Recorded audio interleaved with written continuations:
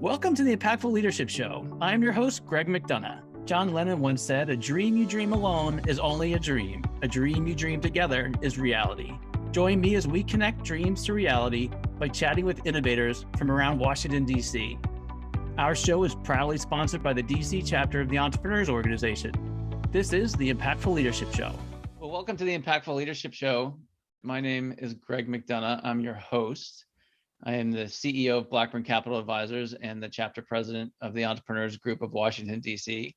Today's guest is an amazing and passionate entrepreneur who's won awards at the Best of Pasadena and from the American Society of Interior Designer, the Presidential Citation Award for Distinguished Service. Her incredible design work has been featured in HGTV program and the Pasadena Home Case House of Design. She is the president and principal designer of Amy Peltier Interior Design and Home. Welcome, Amy. Thanks for having me. It's great to have you on our show. Yeah. We like to focus on leadership on the Impactful Leadership Show. And so my favorite question is, what misconceptions have you seen in leadership? Gosh, so many. Where do I start? I mean, when I first started my business, I don't think I started it to be a leader. I started it because I'm like, well, I want to be an interior designer and I want my own clients and I want to make a lot of money.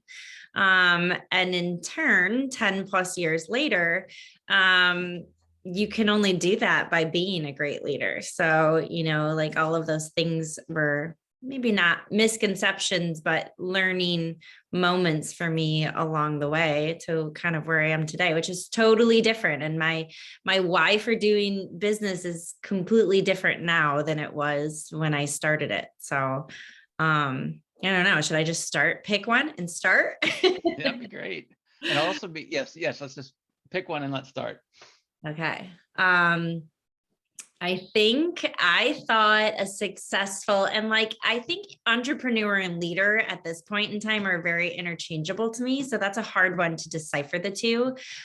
Leader to me means leading your team and leading your business, but leading your business is being an entrepreneur. So they're all very interchangeable. That's a very interchangeable thing to me. So, but I remember when I started my business, I thought, well, I someday at the peak of my business, when I'm going to retire, I just want to hit $1 million. If I hit $1 million ever, I will have felt like I had a successful business. And so that's where I started. And to me, it was just about the number. I was like, okay, how do I hit this number? And I put my head down for a handful of years and I worked and I worked and I worked and I worked. I didn't even look up and I didn't even realize what was happening. And I had some kids in there too. And every time an opportunity came my way, I said yes to it. And so this is my definition of being a leader and being an entrepreneur is just hit that $1 million.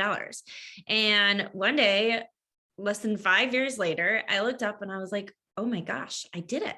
I was like, I did it. What? And so that was really exciting for a hot second. And then I sat there after that and I was like, well, now what do I do? There literally was no post $1 million because I think I thought it wouldn't be to the end of my career. So I sat there for a long time, probably just as many years as it took me to build the business. I sat for that many years trying to figure out, why and what's next? And at first I was like, okay, well, let's do 2 million, or 3 million, or 4 million. And it felt really empty. So I think that's where this journey of just starting the business and what I knew then kind of started rolling into the why. And because you're employing people. And if you're employing people, you can't just work all the time. So that was my second misconception. The harder I worked as a leader or as a business owner, the more success I would have. So I would work harder and harder and harder. I mean, there were days where I was starting work at 7 a.m. on job sites. And then I was picking my kids up exactly at 6 o'clock because at 6:01 I got fined, and swooping in to pick them up at 6 o'clock to run them home to get them both ready. And I mean, they were tiny. My husband's traveling to get them both ready I had to get them in bed by 8:30 because at 8:30 I had to start working again because at 8:30 I had to go through all my emails and prep for the next day because I was on appointments all day. I just had 7 appointments and it started because we just got busy. but then it never stopped. Like there was no ebb and flow in that busyness. So I was like, okay, well, I can squeeze in one more appointment and I can do one more thing. And while I'm doing all of that, I'm like, okay, employee A, here's your to-do list today. You got to get all that done. And like, it was like this, I was like a puppet master, just pulling everybody's strings and micromanaging everything. And it was a good skill set to develop, but I think it went on for way too many years for me. So I think what I learned to be a true leader, and I only learned this by happenstance when I had to move to the East Coast with my business. And so I left my West Coast business functioning. And it was at that moment that I realized that to actually lead a company, you need to remove yourself from it. Because if you're doing everything, it's just you. You just have a business with you. But when you remove yourself from it and you are able to empower your employees to do their job, that's when you're leading your company. And I mean, I don't know why or how that opportunity came into my life, but that is when my business flourished. It actually stayed stuck at $1 million for a couple years until I made that move, which I thought was going to tank it and ruin it and be the end of it. And instead, after a couple of months, I realized I was like, well, now I have time to think because I'm not in it every day. Now I can think about it instead of what I need to do to make it work. I can think about it all day and I can mentor and coach my employees like, hey, here are the processes and the rules. I'm looking at you from a big picture view now and be able to look and say, hey, there's a hole in our process. Let's fix it and tweak it. And I was more pleasant to be around. That was another great bonus because I was happier because I had more time and I was able to like spend time with my kids now. And so that ability to work on the business and realizing that I don't have to work harder to make it more successful, that was like a pivotal moment in my life. Really truly changed everything for me. And now because of that, now I'm able to spend more time on building my skill set. And I'm able to spend more time, like I said, coaching my employees. So I think that was another misconception is I had to be the know-it-all. I was the BN and of all knowledge in the company. I had to be the best designer. I had to be the best at customer service. I had to be the best at finances. I had to be the best at everything because it's like my business. I'm at the top. Like I should know everything. And I've also learned, again, maybe by luck, that I started just hiring employees that happened to have the opposite skill set of me. And because they had the opposite skill set, I was like, wow, you're really good at that. And I'm not good at that. And so I started learning, like, stay in your own lane. And when I stayed in my own lane, I became a better manager and a better employer and a better leader for many reasons, because now somebody better than me is doing the job. I mean, that's the ultimate goal. Like I would tell anybody now, hire somebody who's better than you. Like get rid of your ego. Don't have a problem with it. If you want to see your business flourish, hire someone who's better than you and give them all the credit. Like, so my West Coast office, I have a lead designer there and she was an intern with me. That's how she started. She is a better designer than me. She's better with the clients. She manages the projects better. She follows the processes better. She has higher profit margins on her projects than I ever do on any, like everyone says, please get out of the project to me, because when I get in, I'm like, oh, just mark that down, or who cares about the price on it? Because that's my skill set, is like the really big picture stuff. So I think those were like, and I could go on and on about the details of those, but those are my kind of like really big misconceptions that I've learned along the way. That was a very insightful. One of the things that you mentioned was stepping out of the business, and you were fortunate enough to have a move in your life that kind of forced you to do it. But talk to me about the tactical side. Like the minute you knew you were going to move and you needed to get yourself out of the business, what things did you do? Because there's many entrepreneurs out there that are struggling with that, right? Because Sure. every day we wake up and we want to tinker and we want to tinker and we want to tinker. And so we tinker. Talk to us about the tactical approach you took to start removing yourself out of the business so you could be more strategic. Sure. Well, when I found out we were going to move, I cried. for a long time. I mean, that one was a big hit for me. I probably had to like digest it for almost 3 months. That's how long it took me to kind of digest that.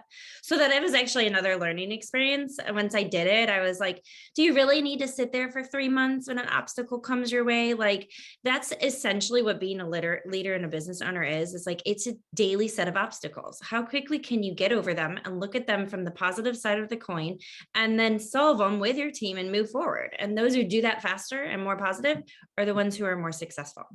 And so I wallowed in the move, like, I'm losing a child. It's my third child. I spent all my time. I mean, I spent months doing that.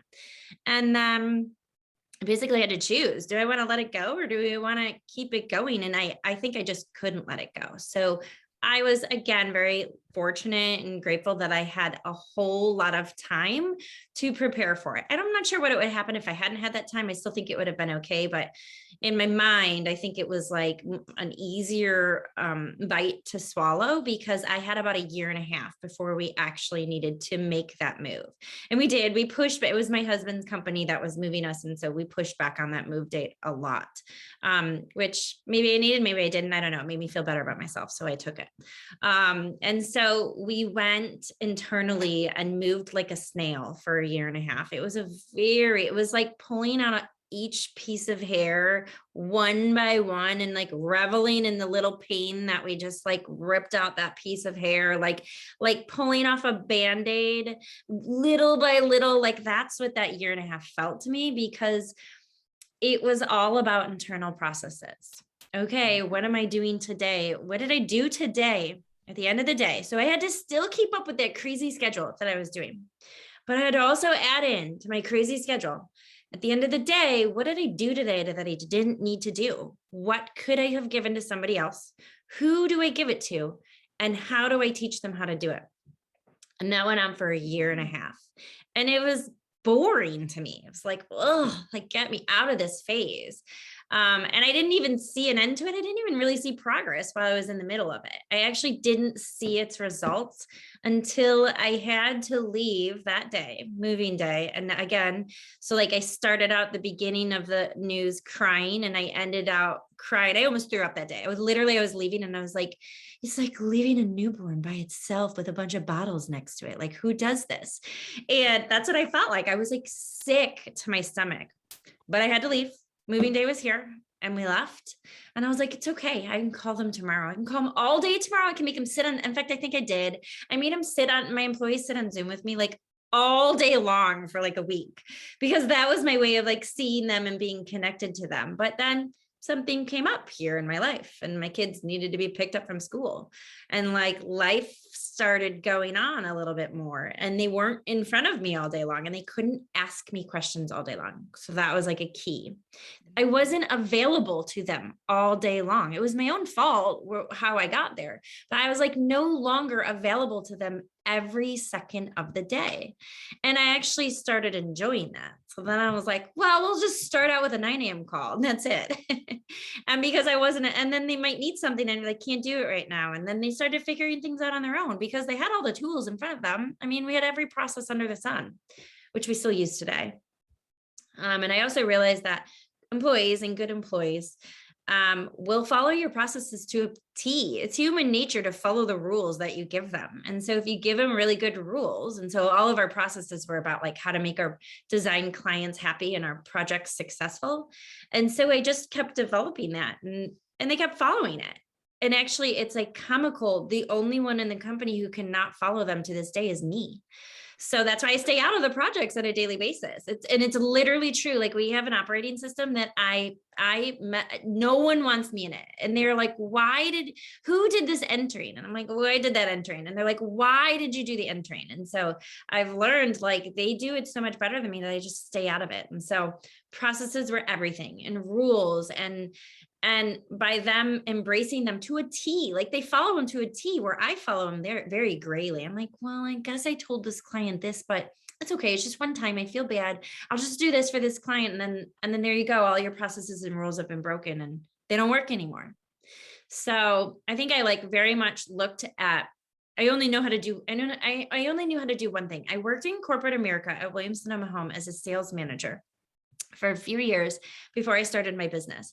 And so all I did was like think back to like, okay, well, they had all these processes and rules and they worked like a corporation. And so if I'm not going to be there every day, it has to work like a corporation. So I literally was just like, okay, what does a corporation do? And so every time I would teach something and put a process in, I'm like a corporation, what do they do?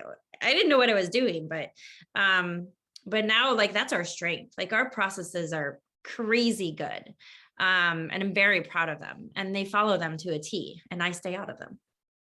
Oh, that's fantastic. Talk to me a little bit more about developing those processes. Are they in writing? Are they by the water cooler? Like, because at some Yeah, point in time you didn't have those processes, correct. and now you do, and they're a strength of your business. So talk to us about when you decided that, hey, this needs to be a pattern or a Sure. process. And then also, I got a follow-up question once you answer that one. Okay. So processes are a process. They don't happen overnight. And so sort of like I'm trying to help my son right now. He's learning how to write papers. And so he like, gets an assignment and is told like, write a story about this. And he'll like show me his story and it's 3 sentences long. And I'm like, all right, buddy. Well, that's good. That's a good start. You got to get it out. Or like he can't start at all. And I'm like, get a brainstorm, get some words on the paper. And then you get the words on the paper. That's your beginning process. So yeah, we did write them down, but they were like very basic and almost felt useless. I was like, there was a lot of times where I was like, why are we doing this? Like, because I knew how to do all the processes. Like, why am I writing it down for myself? And then I'm like, well, I got to write it down for other people. But the person that I was handing it off to had been with me for so long that she's like, okay, well, no one's looking at them on a daily basis. So it was like, felt very wasteful. Like we're just spending our time looking very corporate, but why are we doing this? Because she knows how to do everything too now at this point. So you write them down. But every time we'd hire somebody new, that was when we kind of brought those processes out again. And we were able to go back like my son does with his papers. And I'm like, okay, now write in some juicy adjectives to like beef it up. Like the boy ran. Well, like the tall boy with dark brown hair ran very fast. I'm like, so that's what we would do to our processes. We would like layer in the detail that they needed. Or if we ended up with an issue on a project, that was also when we were like, whoa, this isn't working. We need a double check on ordering because I can't believe that mistake got missed. Like that was so obvious what happened there. And so we'd go back in and we'd look up our processes and we'd tweak.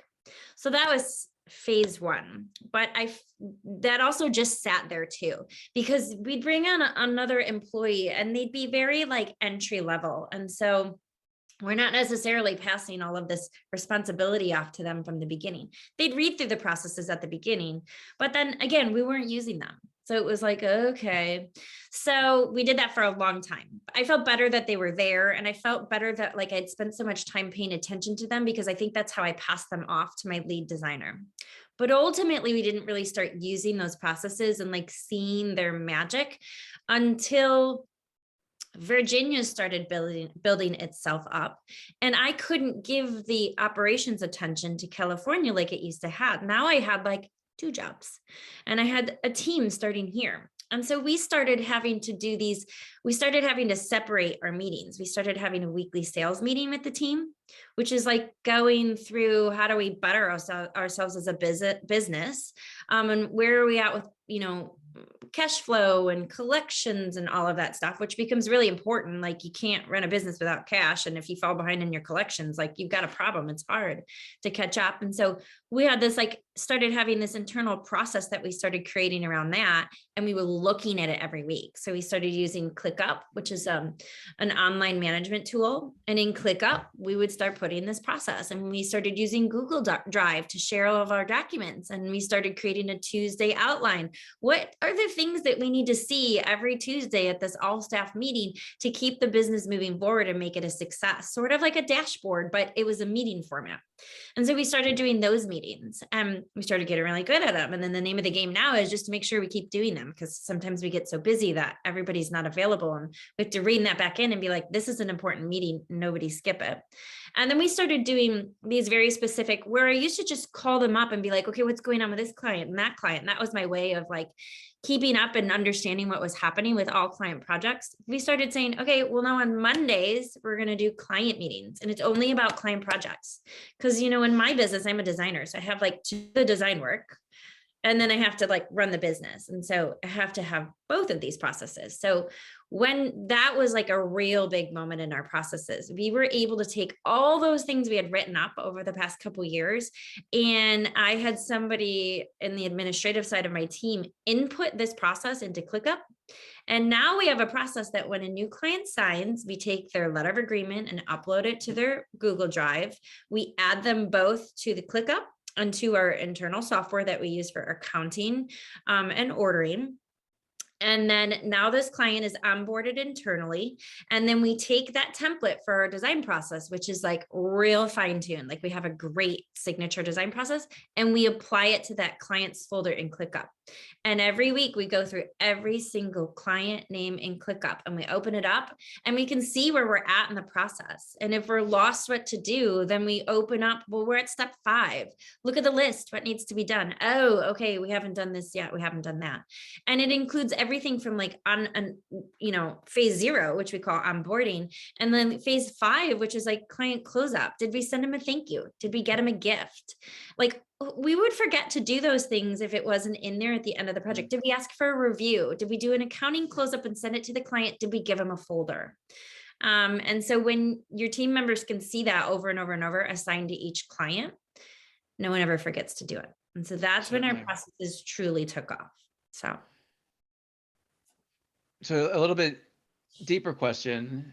When you're interviewing potential employees or posting a job, are these processes talked about at that level, at your recruitment level? Because it really sounds as if it's part of your culture, right? Your employees are on board, you're on board, everyone follows it to a T. That to me speaks culture. I'm curious if you, during your recruitment process, talk about the importance of processes and how the office operates. I think I do. I think I talk about it in a little, I'm not so like, okay, well, we have a process and that's important to our office. It's more of, I am a stickler for client relations. I say it more like our clients need us to be answering their questions before we ask them. That's my definition of doing a spectacular job. I only expect our jobs to run smoothly. I expect us to never miss a detail. And so like, those are the things that I'm talking about expectation wise when I'm hiring, which leads to processes. Like you can't just do that if it's in your head, because then I'm the only one doing it. The only way you can get everybody else to do it is with processes. So I don't know if I'm outright, I'd probably say it, but I don't know if I'm outright like, well, we have lots of processes and you need to follow them. And it's just an expectation. That's how we're running a great company. And if you can't get on board with it, and then you can't, then you got to get on board somewhere else. So that's how we run it here. So, so changing topics slightly, I'd be curious to know the Amy Peltier of today, what advice you would give yourself to the Amy Peltier who left, I believe you said it was Williams-Sonoma, X amount of years ago. What advice would you give yourself now being through so far through your journey? I wish I could have said to myself, like, it's like, take a deep breath, it'll all work out. I spent a lot of years making myself like a stress ball and sick to my stomach, like physically sick. Like at the point when I moved from California to Virginia, I was having migraines almost every day.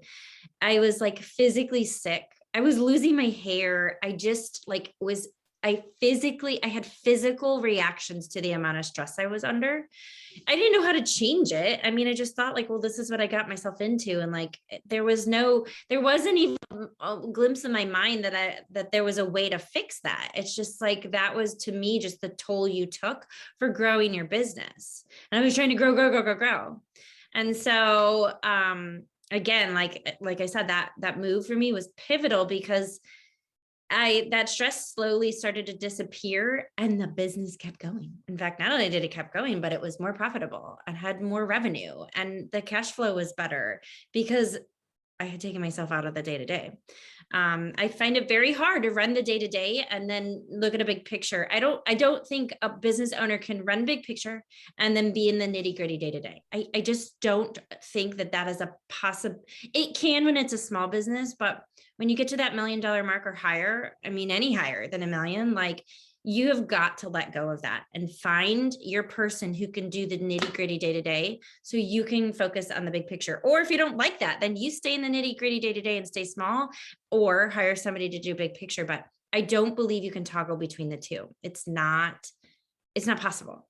So for me, that's just what I believe and have found. So I wish I could have told that person to like, stop stressing out. Like, it'll all be okay. It'll all work out. I think too, like when I first started and I was working so hard every day, I don't know that I actually believed I could get to $1 million. Like, I don't think anybody did. Like, I was just like this little kid still in a way. And I still am very naive about things. Like, it's my best attribute. But I don't think I actually believed it. Like, I don't think my family believed it. I don't even know if they know to this day that I have $1 million business. Who knows? They might not.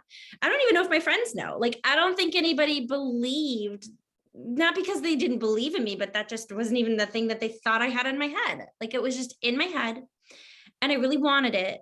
I had no idea if I could get it. And so again, I think when I reached it, I was like, oh my gosh, I did that. And that it was, again, a pivotal moment. And I was like, well, if I can do that, why can't I do anything else? Like, I don't know how to run a business. I don't know what I'm doing. I'm a designer. I can't add without a calculator. And so, like, I mean, I'm not a math person in any way, shape, or form, but I think by overcoming that challenge, I then had a real, again, eye-opening view of myself that if I can achieve that, what else can I achieve? And so, but the why really became an important part. And that's where I got fuzzy and stuck for a long time. And again, I wish I could have told myself at that point, well, like, just take it easy. You'll find your why. And again, I think it happened when I like let go of all the stress and pressure I was putting on myself to find the why, that the most amazing why came to me. And now I am in a space that kind of started about 6 months ago that it's like a whatever. Like, we're launching a new company. And at first I had like a moment when we launched it where the sales weren't there. And I was like sick to my stomach for a whole week. And I was like, what did I do? I just dumped so much money and it's a huge failure. And I was so upset. And then by Sunday I was like, why are you feeling like this? Who cares? It's so cool. And lots of people are talking about it and they really like it. And look at, and like, I'm really into the culture that I can build. But if I could build a culture where my employees are so happy and they like love their jobs, and because they love their jobs, like the clients can tell when they call in for customer service questions that they love it. And the brand itself and the aesthetics is like so happy. When you get this pillow, aren't you really happy? You can't be sad. There's no way you can be sad when you get this pillow. It's like the happiest pillow you've ever seen. And like, if the clients are really happy and using it, like, why can't they, then they're going to tell their friends because they love it so much and it's making them happy. And if they're telling their friends to be happy, then more people are coming to see us. More people are talking about us. And aren't they talking about us in a positive way? And if they're not talking about us in a positive way, then that's just a thing we're going to deal with. And like, okay, I'm sorry you feel that way. Hey, can I make you feel differently? And like, instead of worrying about the dollar amount that we're creating, I'm really excited to just create something really cool and like a culture that everybody wants to work for, and a brand that's amazing and different and unique and like nothing the industry has ever seen. And with that, wouldn't we all assume that sales will just come? And we'll see how long it takes. We'll see if it happens. And if it doesn't happen, I'll move on to something else. It's okay. You know, I was talking to a colleague the other day, and his point was happy clients start with happy employees. That's right. And if the employees are happy and they're enjoying their work, it's going to be expressed in what they deliver to the client, and that's going to result in the client being happy. That's right. Let's talk a little bit more about this new launch business. Tell us about it. Tell us what it is. Here's your platform. Here's my platform. So it's called the Pillow Addict, and it's all about pillows. It's the first luxury pillow subscription service. So think maybe Rent the Runway for pillows. I've watched clients over the years, and they'll invest in a sectional, no problem, and spend lots of money on a big upholstery piece. But if I put a separate line item for the pillow that is making your dull beige sofa come to life and is making it what it is, if I put it to the side on its own line item where you can see how much it costs, between $300 and $500, without fail, the wife will be like, please, please, please, please, please. And the husband will be like, are you crazy? No way. But if I roll that pillow into the cost of the sectional, so you can't see how much it costs by itself, then you're looking at that sectional as like, wow, with these pillows on it, it's going to look so amazing. And this is like going to bring the room together. And so I realized that like these pillows are everything, and you can find pillows everywhere, but these aren't your average, Joe pillows. They're great quality. They're designer fabrics that only designers have access to. But more importantly, I think what we're also finding from our clients is what you want in October, when the holidays are about to roll around for your home, looks different than what you want in July, when the sun is shining and the warm weather is out. And so if you invest $300 to $500 on a pillow, and you might need 5 on your sectional, you're going to never want to switch your pillows out. And that can feel stale and stagnant. And I don't believe homes should feel stale and stagnant. I believe that they should change with your moods and with the seasons. And so this subscription service allows you to do that. It allows you to change it up. Try pink. Like, I've never tried pink, but I will now, because I've got a subscription service and I don't have that guilt of investing in an expensive pillow and feeling like I have to be conservative with my choices because it's too expensive. You can kind of play with ideas and fresh ideas and whatever your mood is for the season. And, you want to try a color this time and you don't like it, fine, swap it for something you're more comfortable with next time. And then you get bored of that one, fine, swap it for something else the next time. So that's kind of what it's all about. It's really fun. It's exciting. It's different. I could be the craziest person in the room, or I could be the most genius person in the room, and only time will tell, and who cares? Well, they say every great idea started with a crazy idea. There you go. Well, then this is going to be great. Let's shift focus a little bit and go back to interior design. And I'm specifically curious about what you've seen in the industry. Obviously, many of us are at home more often than we have been over the years. How have you seen that impact the interior design space? Yeah. Well, I mean, I think that you hit it on the nose. People are sitting in their home all the time now. And well, one thing I've also noticed by sitting in my home all the time with my kids who are also at home from school all the time is everything is aging exponentially fast. So my kitchen cupboard should look really good, but when there's 4 people touching them all day long, because we're all bored, and you eat when you're bored, they're getting more nicked and more used, and doors and handles are breaking. I'm like, this stuff is supposed to last a long time. And I finally done, and like my upholstery is so dirty. And I'm like, I just had this clean. And it's just because we're using it all day long, where we only used to use it, I don't know, between the hours of 4 and 8, really. So instead of those 4 hours, now we're using it 4 times as much. And so I think people are sitting in their homes looking around and like, wow, this is really tiring. And they're realizing the importance of making their space pretty or make them feel good. It doesn't matter what that is to you, but just make it feel good. For some people, it doesn't matter how pretty the things are.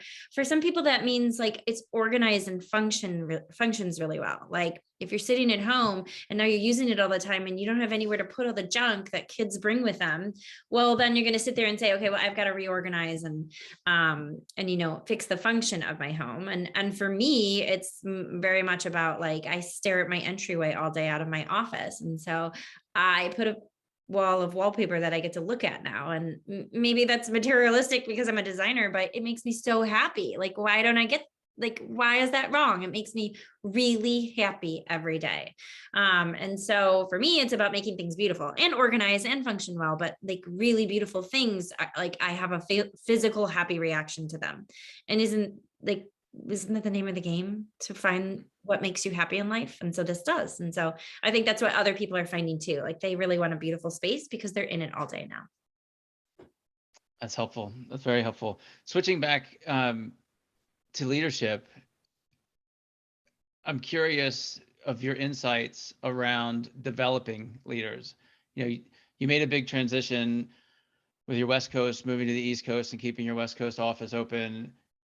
At some point in time, I would assume you mentioned it before, you have a designer there who is a better designer, et cetera, et cetera, et cetera.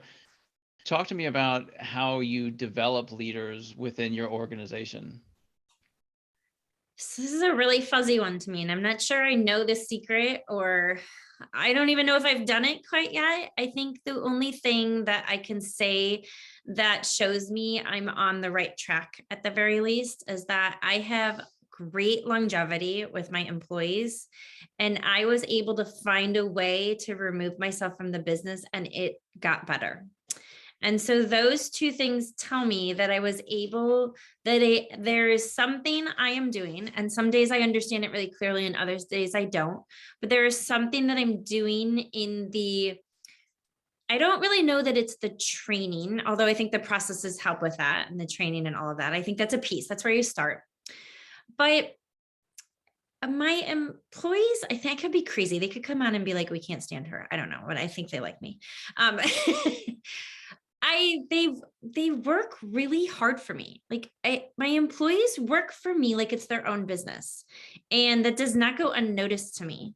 And I think that is because I know that they can do their job as good or better than I can. And because that's the case, then when something comes up, I'm not like a dictator where I'm like, okay, well, this is a problem and this is our solution, and you're just going to have to accept. I don't know the answers, and I am really open about it. I'm an open book. If I say, you guys, we don't have any profits, like, we're getting dangerously close to not being, I mean, it's happened. We can't pay our bills. We've got payroll and other bills coming up, and I can't pay them. How? I don't say like, I'm not going to pay you guys because of it. I say like, how are we going to pay them? And then they'll say, oh my gosh, well, I have 3 invoices that I haven't collected on that I can collect on. And then I actually call it raising capital. I'm like, well, let's start raising capital. So I'm like, okay, well, why do we have these invoices? Like, let's collect on them. Who else can we collect on? And then somebody's like, oh my gosh, well, we've got, some ARs that are like 30 days overdue. And I'm like, okay, your job is to go collect on those. And your job is to do these 3 invoices and schedule install. And then before you know it, we've got our cash flow solved again. And I didn't solve it because I didn't know the answer when I came into that meeting. And so like, that's what our meetings are for. Like, we have a problem, but I really need their opinions and their solutions, and I ask for them very frequently. And I am very careful because a lot of times my natural instinct is to be like, oh, we can't do that. But when I like hear myself say that, I say it out loud, and I can see them and they're like, oh God, she's so rude. And then I'm like, but I have to step back and be like, okay, but then why not? When I say that, like, why not? Why can't we do that? Let's run through that. Let's run through what it looks like. And then by the time we run through it, I'm like, okay, well, that's a really good idea. And then as I'm running through it, somebody else is like, well, you should also do this while you're doing that. I'm like, oh, that's a really good idea too. So they're really smart people. It's not that they're really smart people. I mean, they're really smart people, but I don't think that's it. I think that they really care. And when you really care about something and you really want to give your 100% and you really want to make it work, and I think they want to do that because I allow them to do that, I say like, what else can I do to help you do your job better? And like, I give them buy-in, and because of those things, they come up with the best solutions with me. And then that like goes on and on. And so I mean, I did again, like, I don't, maybe that just happened because I fell upon some good employees with the first company, but I'm actually seeing it with the second company. Like, I've got my person who's kind of like my right-hand man. Like, why does she stay up till 8 o'clock trying to hook up our Stripe account? Like, I don't even want to do it, but she's doing it, and she's doing it because she cares about this company and she believes in it. And like, I care about her opinion too. And then because I care about her opinion, she cares about the company. And I care, like, if she's like really mad at me because I was like, I can't do that. Like, there's some times where we butt heads because, we don't know I don't know what I'm doing. And so like, we're all figuring this out on our own. But it's this cycle that goes around and around. And so she wants to give, and then I need to take from her, and she feels needed, so she wants to give, and like, I want to give back to her because I see her staying up till 8 o'clock, and like, then she wants to give more, and it's like this, and it goes on and on and on. And I think right now, today, that's what it is. That's very, very powerful. That level of care is a constant, and it's impactful, and your employees feel it and you feel it. And I love when you talked about they feel empowered and they feel like it's their business, and there's ownership there, and it's a positive team effort. That's great. Amy, just if our listeners want to find you, are you LinkedIn, Instagram, Facebook? What's the best avenue for our listeners to come find you and talk to you about design and pillows? I think you can find me in all those places, but I wouldn't know how to tell you. I only know how to tell you to find me in one spot, and you can either go to our website, but really on Instagram, we spend a lot of time on there. Peltier Home or Amy Peltier Interiors on Instagram, and Pillow Addict on Instagram. And of course, you can go to our website, pillowaddict.com, and peltierinteriors.com, Peltier. That's a mouthful. So That's awesome. And we'll include that in our show notes. So any of you who are listening, curious to find Amy or watch her on her pillow project, it'll be exciting. So Amy, it's great to have you on the show today. I think I know many of your insights were deep and honest, and I appreciate that. Again, thanks for being with us. thanks for having me. This was so fun. And that's a wrap, my friends. Thank you for spending your time with me. For show notes and other episodes, visit us at impactfulleadershipshow.com. One last food for thought: walk on with hope in your heart, and you'll never walk alone.